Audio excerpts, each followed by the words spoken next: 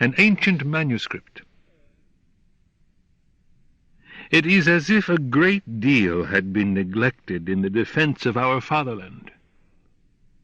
Previously, we paid no attention and went about our work. However, the recent events have given us cause for concern. I have a cobbler's shop on the square in front of the imperial palace. No sooner do I open up at the crack of dawn than I see that the entrances to all the streets running into the square are occupied by armed men. These are not our soldiers, however. They are obviously nomads from the north. In some manner that I cannot fathom, they have penetrated all the way into the capital, even though it lies very far from the border. Well, at any rate, they are here, and there seem to be more of them every morning. As is their nature, they camp out under the open sky, for they despise houses. They keep busy honing swords, sharpening arrows, practicing horsemanship.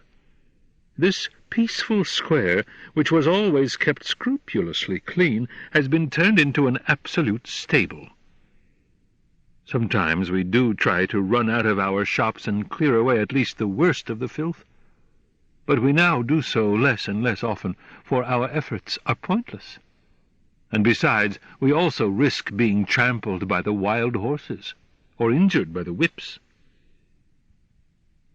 It's impossible to speak with the nomads. They don't know our language. Indeed, they barely have one of their own.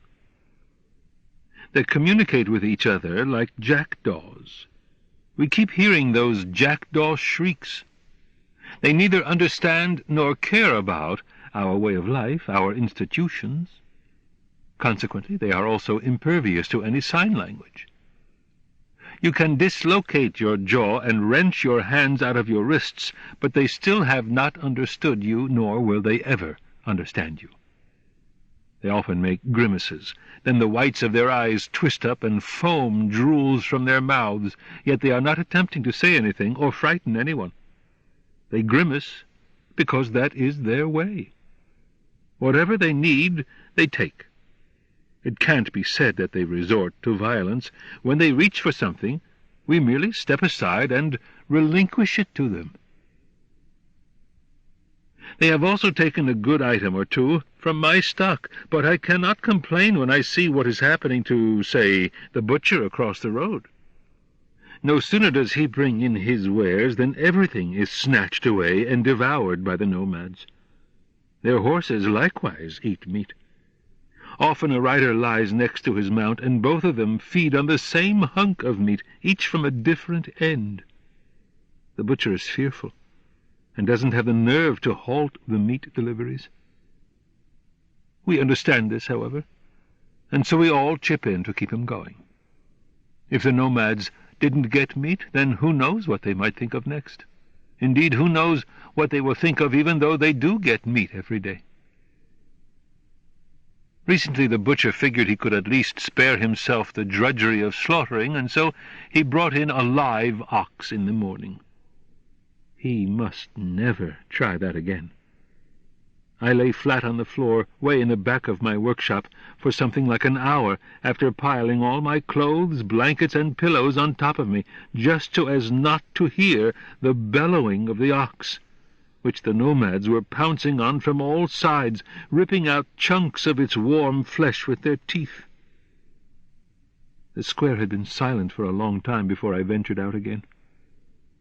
Like drinkers around a wine cask, they were sprawling wearily around the remains of the ox. It was precisely at this point that I thought I spotted the emperor himself in a window of his palace. Normally he never comes to those outer rooms. He always lives only in the innermost garden, but this time he was standing, or at least so it seemed to me, at a window, gazing with a lowered head at the tumult in front of his palace. What will be the upshot, we all wonder? How long will we endure this burden and torment? It was the imperial palace that lured the nomads here, but it does not know how to drive them out again. The gates remain locked. The guards, who always used to march in and out ceremonially, now stay behind barred windows. The rescue of our fatherland has been entrusted to us craftsmen and shopkeepers. But we're not equal to such a task, nor have we ever boasted of being capable of it. This is certainly a misunderstanding, and it's destroying us.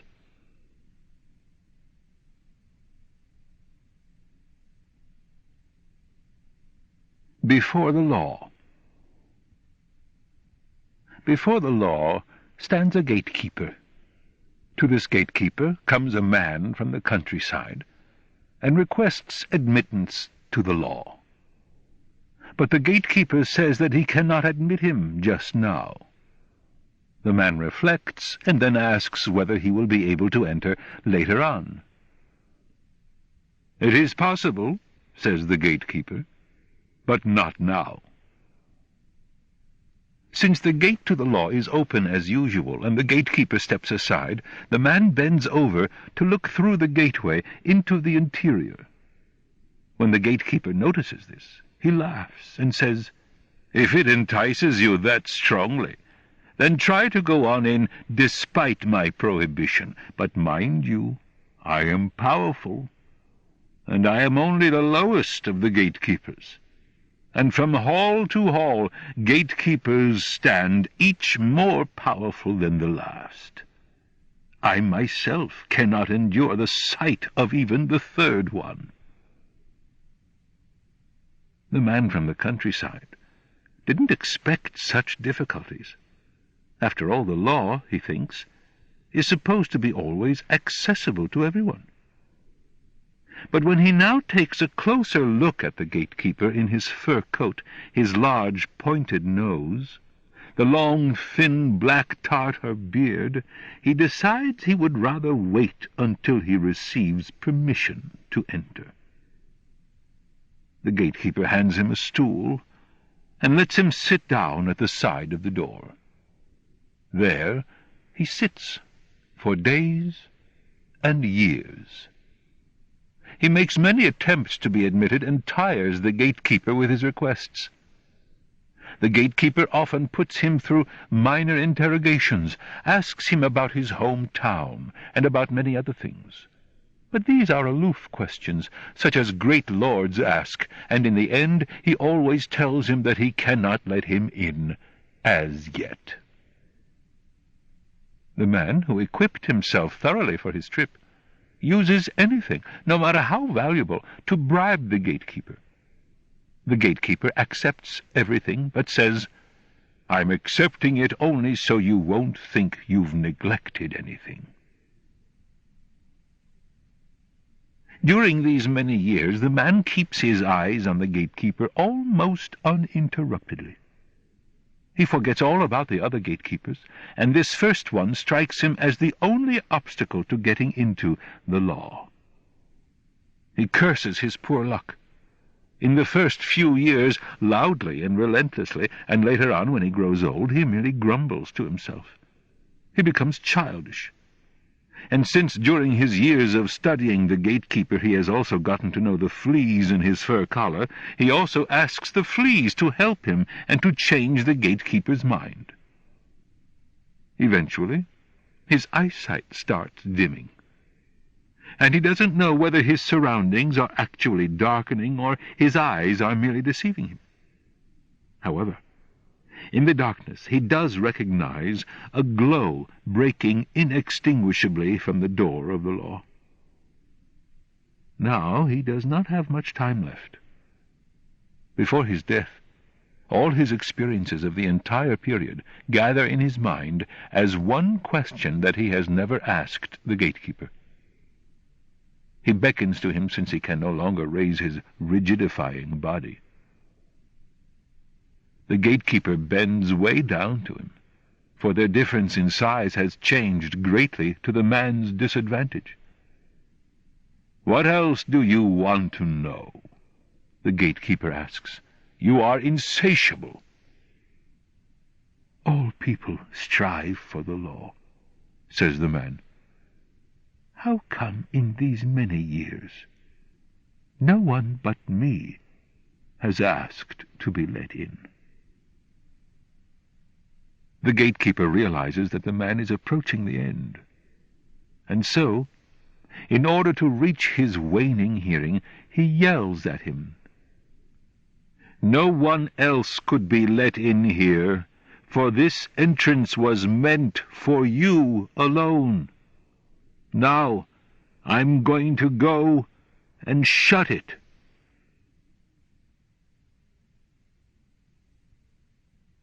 Jackals and Arabs.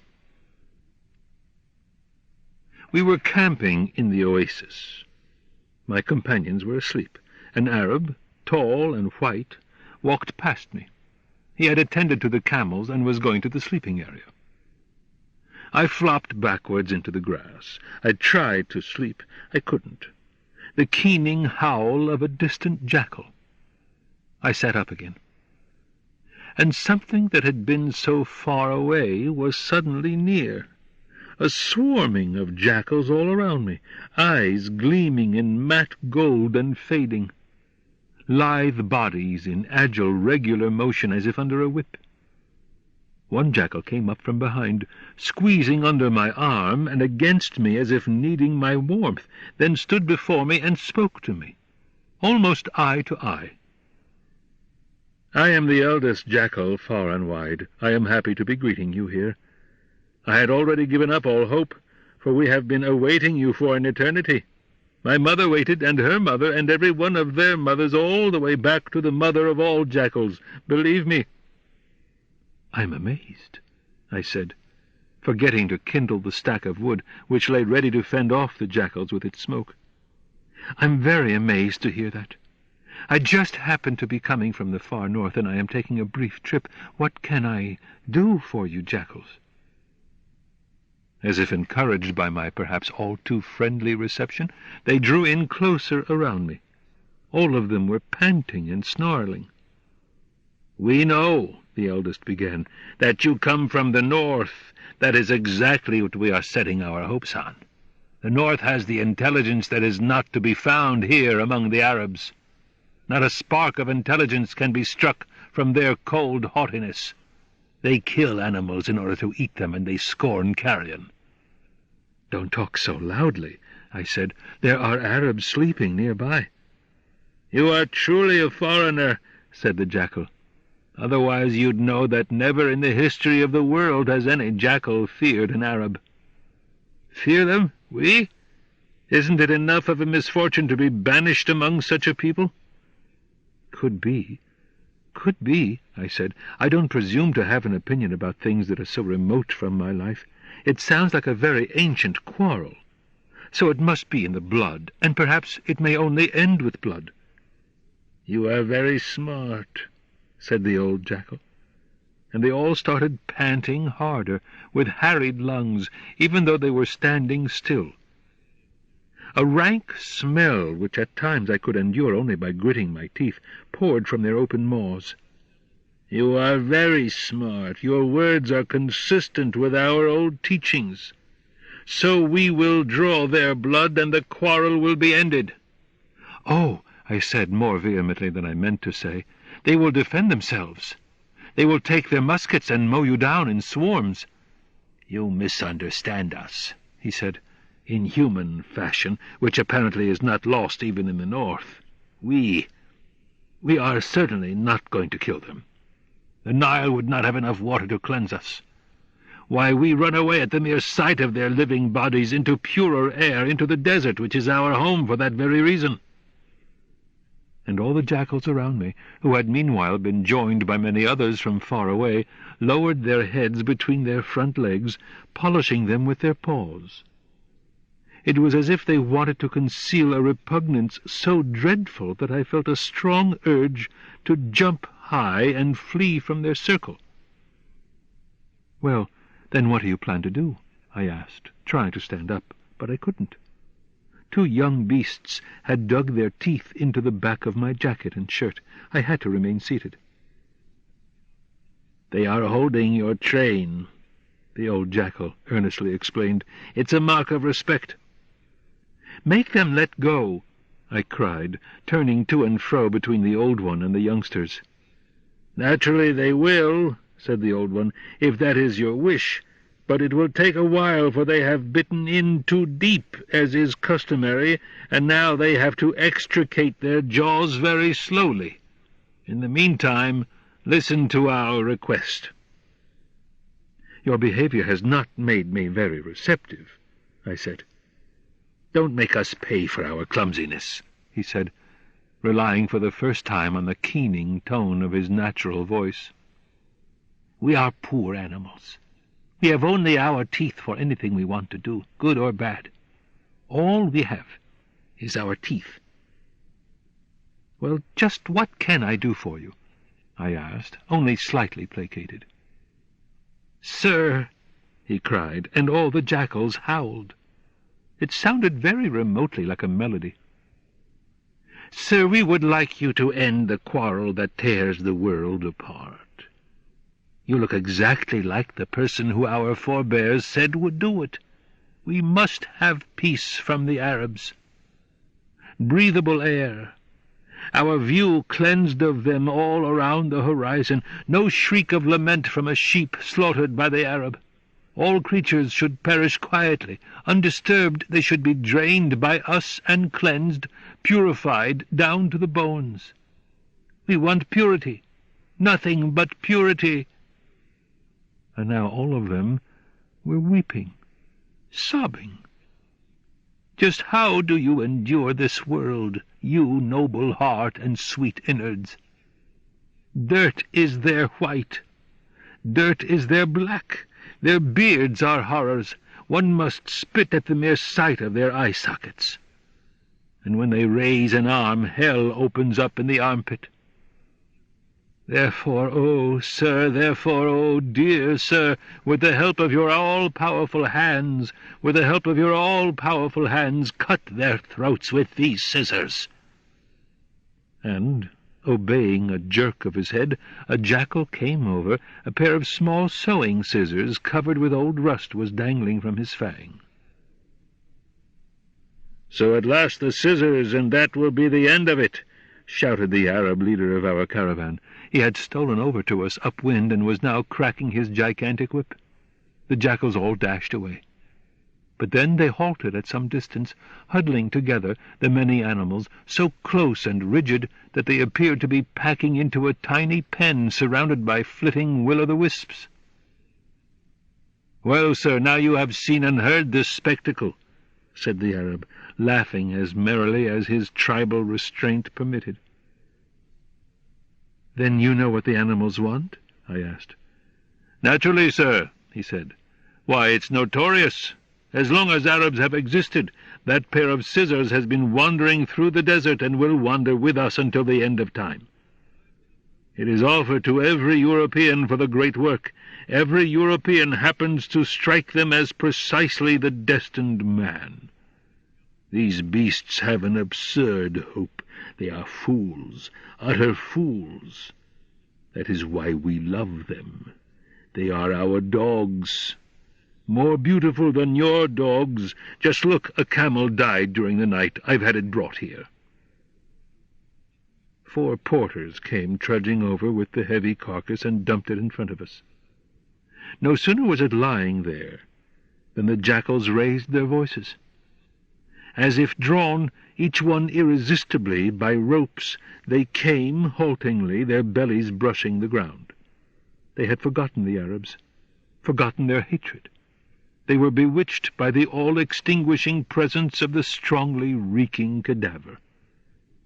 One of them was already at its throat, and his first bite found the jugular vein, like a small raging pump trying both urgently and hopelessly to douse a raging fire. Every muscle of his body strained and stiffened in its place. And by now all the jackals were piled high on the corpse, performing the same work. And now the Arab leader snapped his sharp whip criss-cross over them. They raised their heads, half conscious in their euphoria, saw the Arabs standing before them, felt the whip on their muzzles, retreated in leaps and bounds, running backwards for a stretch. But the camel's blood was already lying there in pools, smoking upward. The body was shredded in several places. They couldn't resist. They were back again, The Arab leader raised his whip again. I grabbed his arm. "You are right, sir," he said. "We will leave them to their occupation. Besides, it is time we broke camp. But you have seen them. Wonderful animals, aren't they? And how they hate us."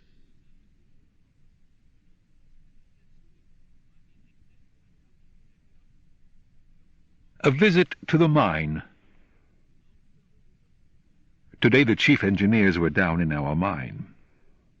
The management issued some kind of order to drive new tunnels, and so the engineers came to do the preliminary surveying. How young these men are, and yet already so diverse. They've all developed freely, and their sharply defined characters are independently revealed while they are still young. One man, black-haired, lively, has eyes that dart everywhere. A second one, with a notebook, jots down things while walking, looks around, compares, takes notes. The third one, his hands in his coat pockets so that everything on him is taut, walks upright, maintains his dignity. Only his constant biting of his lips reveals his impatient, irrepressible youth. A fourth one provides the third with explanations that the latter does not ask for. Shorter than he, running alongside him like a tempter, his forefinger always in the air, he seems to be delivering a litany about everything that is to be seen here. A fifth man, perhaps the highest in rank, brooks no companion. He is now ahead, now behind. The group adjusts its pace to his. He's pale and weak. Responsibility has hollowed his eyes. Often, when reflecting, he presses his hand on his forehead. The sixth and the seventh walk slightly bowed, head close to head, arm in arm, in intimate conversation. If this were not obviously our coal mine and our station in the deepest tunnel, one could mistake these bony, beardless, bulbous-nosed gentlemen for young clergymen. One of them usually laughs to himself, purring like a cat. The other, likewise with a smile, does the talking, his free hand beating out some sort of time. How certain these two gentlemen must be of their position!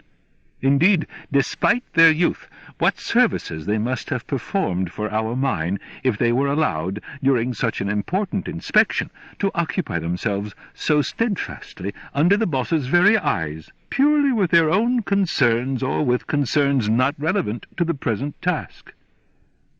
Or could it be that, for all their laughter and all their inattentiveness, they do in fact notice everything that is necessary? One may scarcely pronounce a definite verdict about such gentlemen. On the other hand, there can be no doubt that, say, the eighth man is incomparably more absorbed in the task than these two, indeed more than all the other gentlemen. He has to take hold of everything and tap it with a small hammer that he keeps taking from his pocket and returning there. Sometimes, despite his elegant clothing, he kneels in the dirt and taps the ground. Then again, but only while walking, the walls or the ceiling over his head. Once he even stretched out on the ground and lay there silently. We thought some accident had occurred, but then he sprang up, his lithe body wincing slightly. He had once again merely examined something. We believe we know our mine and its rock formations, but what this engineer keeps examining in this fashion is beyond our grasp. A ninth man pushes a kind of baby carriage containing the measuring devices. Extremely costly devices, embedded in the softest cotton. This carriage should actually be pushed by the clerk, but it is not entrusted to him. An engineer had to be called upon, and he enjoys doing it, as we can see. He is probably the youngest. Perhaps he doesn't understand all the apparatuses, but his gaze keeps resting on them, which sometimes almost causes him to bump the carriage into the wall. However, there is another engineer who walks next to the carriage and keeps it from bumping. He obviously understands the devices thoroughly and seems to be their real custodian. From time to time, without stopping the carriage, he removes a component of some device, peers through it, unscrews or screws, shakes and taps, holds it to his ear and listens, and finally, while the carriage pusher usually stands still, this engineer puts back the tiny thing, barely visible from afar, and lovingly replaces it in the carriage. He's a bit domineering, this engineer, but only for the sake of the devices. 10 paces ahead of the carriage, we are supposed to move aside at a wordless sign of his finger, even if there is no room to move aside in. Behind those 2 gentlemen walks the unoccupied clerk. It goes without saying, given their great knowledge, that the gentlemen have long since discarded all arrogance. The clerk, by contrast, seems to have gathered it inside himself. His one hand in back of him, the other in front, rubbing his gilded buttons or the fine cloth of his livery jacket, he often nods to the right or the left, as if we had greeted him and he were responding, or as if he assumed that we had greeted him, but that he was unable to check it from his great height. Naturally, we do not greet him, but at the sight of him one might almost believe that there is something tremendously distinguished about being a clerk for the mine management. Behind his back, admittedly, we laugh.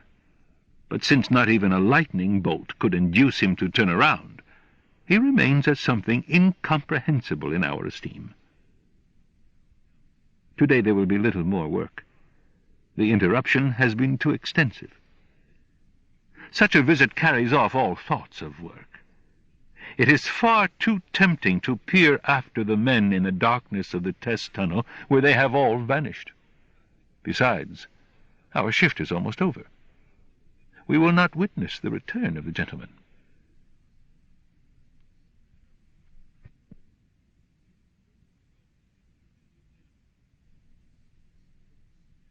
The next village.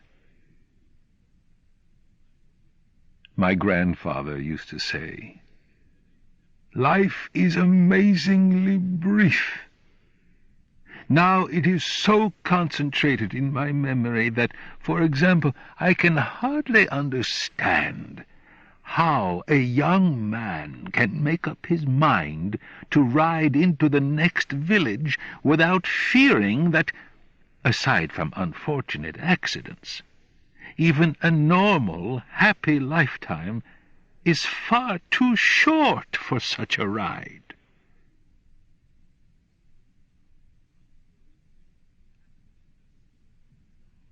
An imperial message. An emperor on his deathbed, we are told, sent a message to you, the only one, the wretched subject, the insignificant shadow who had fled from the imperial sun to the most distant distance, you of all people. He ordered the messenger to kneel at his bedside, and he whispered the message into his ear. It was so important to him that he had the messenger whisper it back to him. By nodding his head, he confirmed the correctness of the words.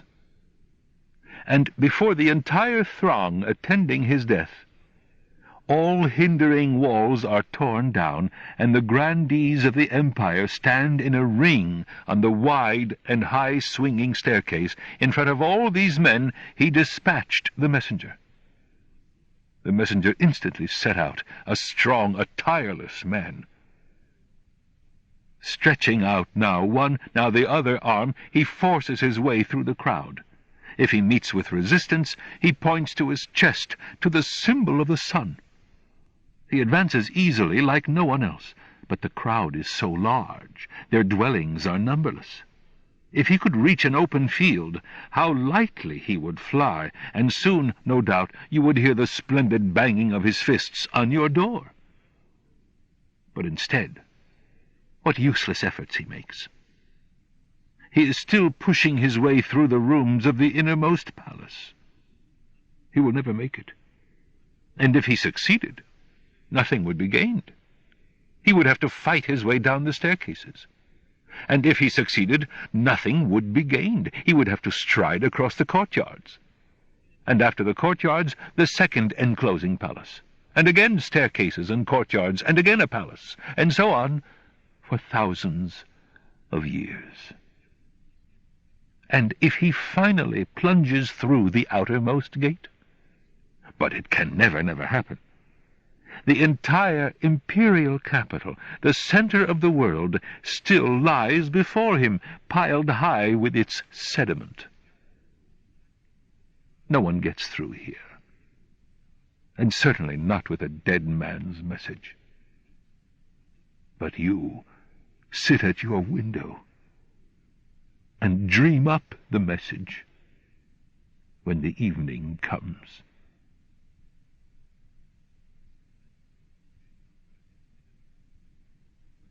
The anxiety of the head of family.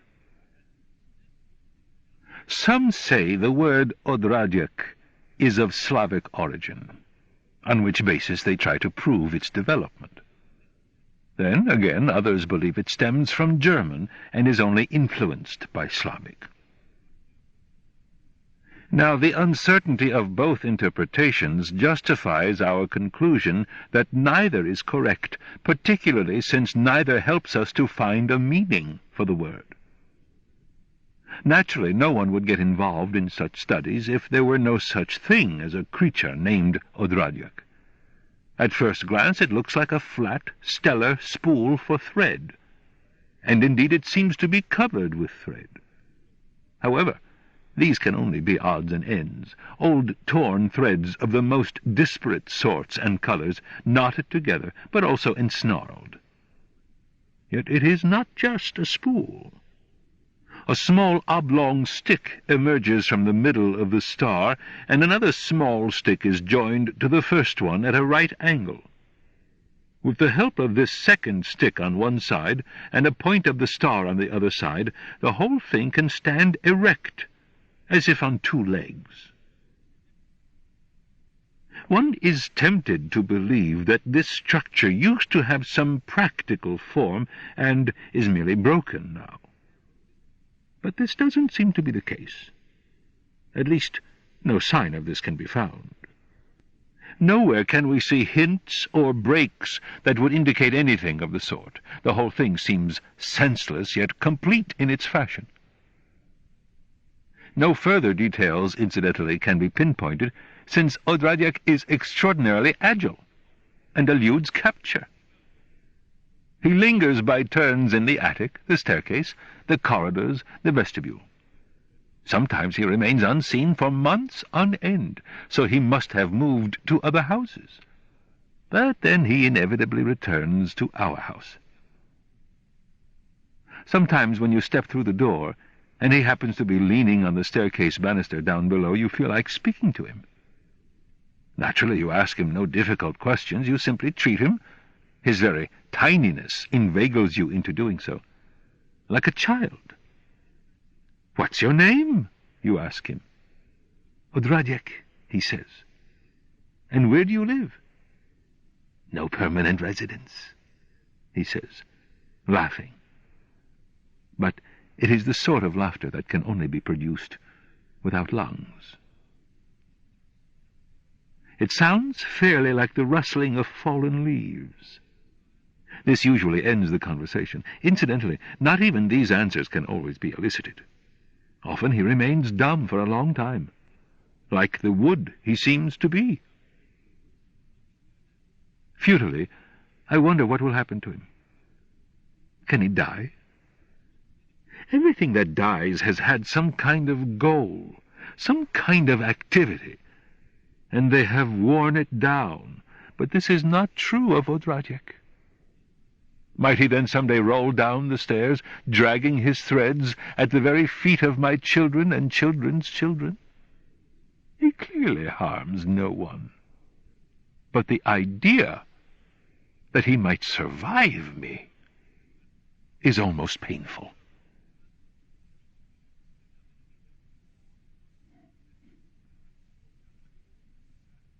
"11 sons. I have 11 sons. The first is very unattractive in his appearance, but earnest and smart. Nevertheless, while I love him as I do all my children, I do not think very highly of him. His mind strikes me as too simple. He looks neither right nor left nor into the distance. He keeps running around, or rather spinning in his small circle of ideas. The second is handsome, slender, well-built. It is a delight seeing him in an on-guard fencing position. He too is smart, but also sophisticated. He has been around, and that is why even the nature of our homeland seems to speak more familiarly with him than with the stay-at-homes. Yet this advantage is certainly not only, and not even essentially, due to his travels. It is part of the child's inimitable character, which, for example, is acknowledged by everyone who wants to imitate his wildly controlled dives, his multiple somersaults into water. The imitator's courage and desire last up to the end of the diving board, but once there, instead of diving, he abruptly sits down and lifts his arms apologetically. Yet despite all that, I should really be blissful about such a child. My relationship to him is not unmarred. His left eye is a bit smaller than his right, and it winks a lot. Only a minor blemish, granted, which makes his face look even more audacious than it might otherwise, and given his reclusive, unapproachable nature, no one will notice, much less condemn this smaller, winking eye. I, the father, do so. Naturally, what hurts me is not this physical blemish so much as a minor irregularity in his psyche. Something that somehow fits that defect, a kind of poison wandering through his blood, a kind of inability to round off his full potential, which is visible to me alone. Then again, that is precisely what makes him my own true son. For this defect of his is also the defect of our entire family, and merely blatant in this son. The third son is likewise handsome, but not in a way that appeals to me. It is the singer's beauty, the curving lips, the dreamy eyes, the head that requires a drapery behind it in order to be effective, the boundlessly bulging chest, the readily startled and far too readily sinking hands, the legs that move delicately because they cannot carry much, and, moreover, his voice does not have a full, round tone. It deceives you for an instant, makes the connoisseur prick up his ears, but then its breath promptly fails. Nevertheless, even though everything generally entices me to show off this son, I much prefer keeping him hidden. He himself is unobtrusive about it, not because he knows his faults, but out of innocence. He also feels alien in our time, as if belonging to my family, but also to another family, one lost to him forever. He is often sullen, and nothing can cheer him up. My fourth son may be the easiest of all to get along with. A true child of his time, he is understood by everyone. He stands on the ground that is common to all men, and everyone feels like nodding at him. Perhaps it is because of this universal acknowledgment that there is something easy about his character, something free about his movements, something light-hearted about his judgments. One would like to keep quoting some of his statements, only some, of course, for on the whole he suffers from all too much glibness. He's like a man who soars off admirably, slices the air like a swallow, but then, hopelessly, ends up in the bleak dust, a nothing. Such thoughts envenom the very sight of my child. The fifth son is dear and good. He promised much less than he has kept. Used to be so insignificant that one felt downright alone in his presence. But he did manage to gain some prestige after all. If asked how this came about, I could scarcely reply. Perhaps innocence most easily passes through the raging of the elements in this world, and he is innocent. Perhaps all too innocent. Friendly to everyone, perhaps all too friendly. I confess I feel queasy when someone praises him to me. After all, one makes praising too easy on oneself if one praises an obviously praiseworthy person, like my son. My sixth son appears, at first glance anyway, to be the most pensive of all. A moper, and yet a chatterbox. That is why it is not easy to get at him. If he faces defeat, he lapses into invincible melancholy. If he gets the upper hand, he maintains it by chattering. Yet I will not deny that he has a certain self-oblivious passion. In broad daylight he often struggles through thoughts as if in a dream. Without being ill, in fact he enjoys very good health, he sometimes staggers, especially in twilight, but needs no help, never falls. Perhaps this phenomenon is to be blamed on his physical development. He is much too tall for his age. This makes him unattractive overall, despite remarkably attractive details, for example, his hands and feet.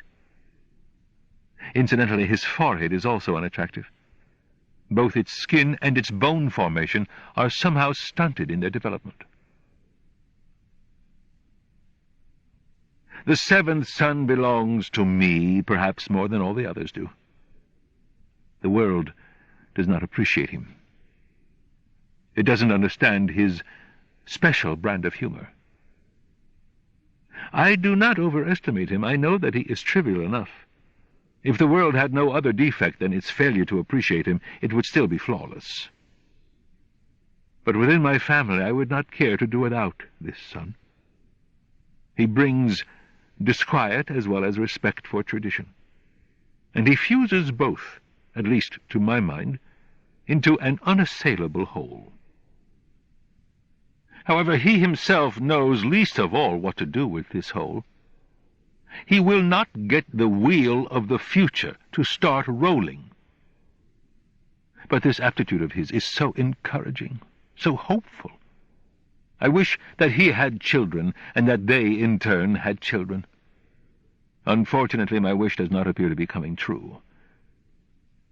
In a self-complacence that I neither understand nor desire, but that contrasts marvelously with the verdict of the people around him, he wanders about alone, has no interest in girls, yet will never lose his good mood. My eighth son is my problem child, and I really know of no reason for this. He looks at me strangely, and yet I feel a fatherly closeness to him.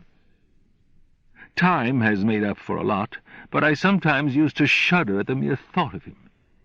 He goes his own way, has broken all ties to me, and with his hard skull, his small athletic body, only his legs were quite weak for a boy, but this may have righted itself by now, he will manage to succeed in whatever he likes.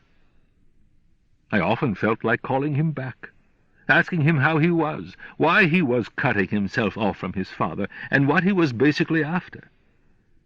But now he has gone this far, and so much time has already passed. Let him stay as he is. I hear that he is my only son to wear a full beard. Naturally, it's not attractive on such a short man. My ninth son is very elegant, and has that melting gaze meant for women.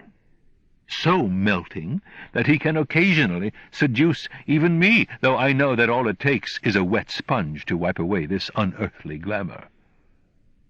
But the odd thing about this boy is that he has no intention of seducing. He would be satisfied to spend his entire life on a couch and waste his gaze on the ceiling, or, far more preferably, let it remain under his eyelids. If he is in this favorite position of his, then he likes to talk, and does so rather well. He's terse and vivid, but only within narrow limits. If he goes beyond them, which is unavoidable because of their narrowness, his talk becomes quite empty. One would motion him to stop if one had any hope that his sleep-filled gaze would notice the gesture. My 10th son is said to have an insincere character. I do not wish to deny this defect entirely, to confirm it entirely, but it is certain that whoever sees him approaching with a solemnity far exceeding his age, in an always buttoned frock-coat, in an old but painstakingly brushed black hat, with his immobile face, his somewhat jutting chin, his lids arching heavily over the eyes, the 2 fingers sometimes raised to the mouth, whoever sees him like that thinks, this man is an absolute hypocrite. But you should just hear him speak, sensibly, thoughtfully, laconically, parrying questions with wicked liveliness, in amazing, self-evident, and cheerful harmony with the universe, a harmony that necessarily stiffens the neck and lifts the head. Many people who consider themselves very intelligent, and who, for this reason, they thought, were repelled by his looks, have been strongly attracted by his words. Then again, there are people who are indifferent to his looks, but who find his words hypocritical. I, as his father, do not wish to decide, but I must admit that the latter critics should in any case be taken more seriously than the former. My 11th son is delicate, probably the weakest of my sons, but deceptive in his weakness. You see, at times he can be strong and resolute, but even then he has an underlying weakness. Yet it is no shameful weakness, but something that seems like a weakness only on this our earthly ground. Is not a readiness to fly a weakness, since it is a wavering and fluttering and unsteadiness? My son displays something along those lines. Naturally, a father is not delighted by such characteristics. After all, they obviously tend to destroy the family. Sometimes my son looks at me as if to say, "I will take you along, father." At that point I think, you would be the last person I would trust. And his eyes seem to answer, well, then, at least let me be the last. Those are my 11 sons.